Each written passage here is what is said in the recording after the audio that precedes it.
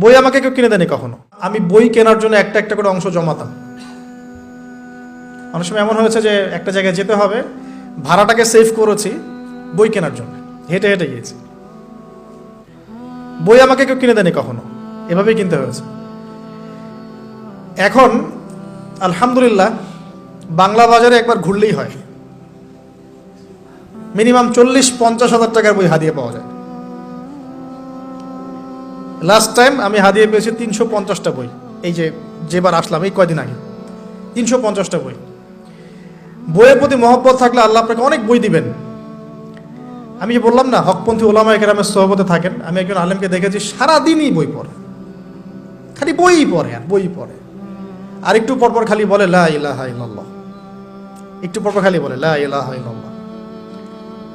কথা বলেন মনে হচ্ছে যে মানে মুক্তা ঝরছে আর কি, এত গভীর কথা বলেন যেটা বুঝতে হলে অনেক জ্ঞানের প্রয়োজন হয়। যেই আসছেন তাকে সময় দিচ্ছেন, হাসছেন, হাসি মুখে কথা বলছেন। গায়ের জামা গেট আপ দেখে মনে হচ্ছে মসজিদে ঝাড়ু দেয় খাদেম আছে না, মনে হচ্ছে খাদেম। কেউ বিশ্বাসই করতে পারবে না যে ইনি হচ্ছেন বাংলাদেশের 1 নাম্বার মুহাদ্দিস। চেহারা দেখে বিশ্বাসই করতে পারবেন না আপনি। এরকমও মানুষ বাংলাদেশের মাটিতে আছেন।